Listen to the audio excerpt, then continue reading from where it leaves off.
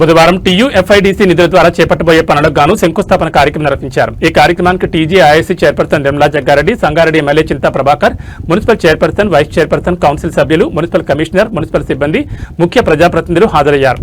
సదాశివపేట మున్సిపాలిటీలోని ప్రభుత్వ డిగ్రీ కళాశాల నుంచి మాంసాహార మార్కెట్ వరకు వర్షపు నీటి కాలువ నిర్మాణం 1.40 కోట్లు, మున్సిపాలిటీలో మోమిన్పేట్ రోడ్ నుండి సిద్దాపూర్ గ్రామం వరకు బీటీ రోడ్ వేయడం, మీడియన్ సెంట్రల్ లైటింగ్తో సహా వర్షపు నీటి కాలువ నిర్మాణం 9.90 కోట్లు, సదాశివపేట మున్సిపాలిటీలో ఇండోర్ స్టేడియం నిర్మాణం 1.50 కోట్ల అభివృద్ధి పనులను చేపట్టారు.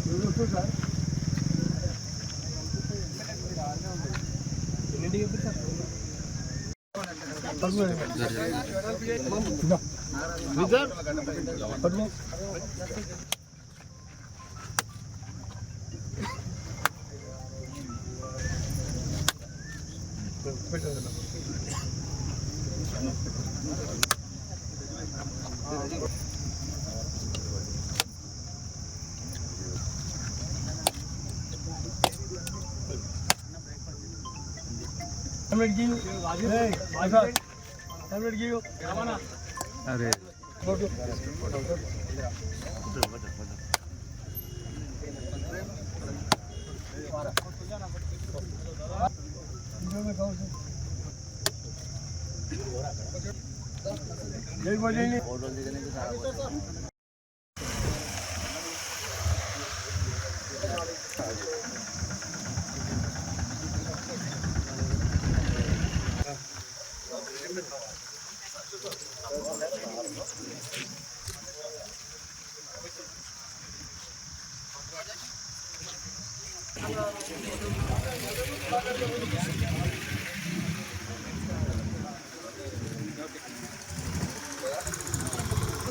అక్కడ మాట్లాడుతూ జర ఆగరు మీరు ఇక్కడ చూడండి జర ఆగండి.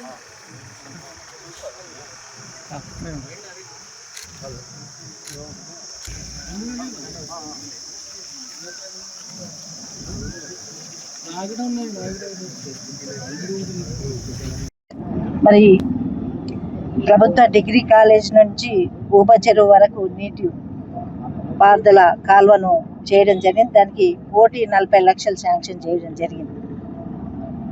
మరి మొన్ననే ఒక 10 రోజుల కింద కూడా ఊబ చెరువు దగ్గర పైప్ లైన్లు మురికి నీరు చెరువులో చేరకుండా బయటికి పంపించే విధంగా మరి శాంక్షన్ ఆ రోజు కూడా 3 కోట్లతో వర్క్ చేయడం ప్రారంభించడం జరిగింది. దానికి అనుసంధానంగానే ఇప్పుడు కూడా మురికి కాలువను మరి అక్కడి వరకు తీసుకెళ్లే విధంగా డిగ్రీ కళాశాల నుంచి మరి ముఖ్యంగా చూస్తే సిద్దాపూర్ కాలనీ, సిద్దాపూర్ విలేజ్ ఎంత బ్రహ్మాండంగా అవుతుందో మరి మనం ఊహించలేని విధంగా. అసలు ఈ కళ 2009లోనే ఉండే.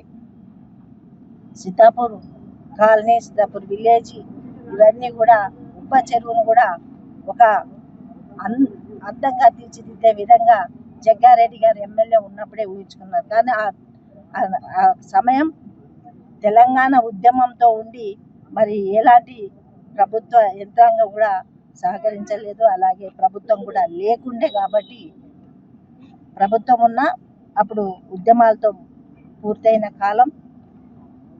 మరి ఆ కోరిక మరి ఇప్పుడు ప్రభుత్వం వచ్చింది కాబట్టి మరి అది నెరవేర్చడం జరుగుతుంది. అలాగే మున్సిపల్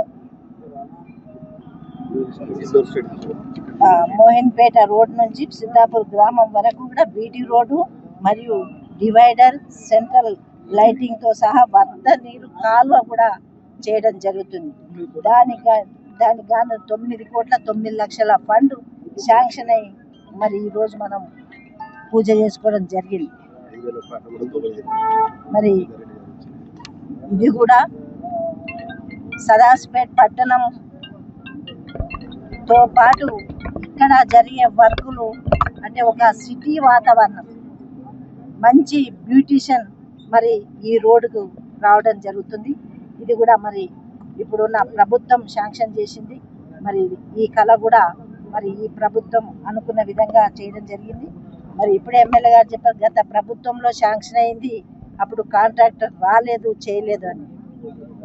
అంటే మరి ఇప్పుడు ఇంత పెద్ద వర్కులు, ఇన్ని వర్కులు తీసుకొచ్చిన కాంట్రాక్టర్ వస్తుందంటే ప్రభుత్వం మీద నమ్మకం. తప్పకుండా బిల్లులు వస్తాయి, బిల్లులు ఇస్తున్నారు, చేస్తున్నారు. ఆ రోజుల్లో ఆ ప్రభుత్వంలో బిల్లులు రాక కాంట్రాక్టర్ రాలేదు. నేను కూడా ఒక కౌన్సిలర్, నా వార్డులో ఒక్క పుల్ల కూడా తీసిపెట్టారు ఆ ప్రభుత్వం. ఎందుకంటే శాంక్షన్ చేస్తున్నారు కానీ డబ్బులు లేవు. మరి కాంట్రాక్టర్ రాకపోవడం వల్ల చాలా ఇబ్బంది పడ్డ ప్రజలు ఇప్పుడు గమనిస్తున్నారు. ఈ ప్రభుత్వం వచ్చిన తర్వాత ఏ విధంగా ఉంటుంది, మరి అధికారులు కానివ్వండి, ప్రజాపాలకులు కానీ ప్రజల మధ్యలో ఉంటూ పొద్దున్న నుంచి రాత్రి వరకు, ఎక్కడ సీఎం దగ్గర నుంచి కూడా వార్డు మెంబర్ల వరకు కూడా కష్టపడి ప్రజల కోసం ఈరోజు ప్రజాపాలన అనేది నిరూపించుకోవడం జరుగుతుందని తెలియజేసుకుంటూ సెలవు తీసుకుంటాను. దీంట్లో పాల్గొన్న పత్రికా విలేకరులు అందరికీ కూడా సదాశివపేట మున్సిపాలిటీలో టీయూఎఫ్ఐడిసి కింద 12,80,00,000 వర్కులు ప్రారంభించుకోవటం జరిగింది. దానికి గాను చైర్మన్ గారు, టీజీఐసి చైర్మన్ నిర్మలా జగ్గారెడ్డి గారు, పురపాలక సంఘ చైర్మన్ అంజమ్మ సత్యన్న గారు, వైస్ చైర్మన్ గారు, గౌరవ పురపాలక సంఘ కౌన్సిలర్లు, కోఆప్షన్ సభ్యులు, అందరు మీడియా మిత్రులు అందరికీ నా హృదయపూర్వక నమస్కారాలు. ఇది గత ప్రభుత్వం 20 కోట్ల రూపాయలు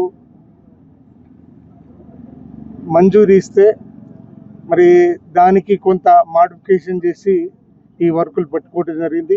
గతంలో కూడా 3 సార్లు టెండర్ అయ్యి కాంట్రాక్టర్లు ముందుకు రాక మరి ఈ వర్కులు ఆగిపోయినాయి.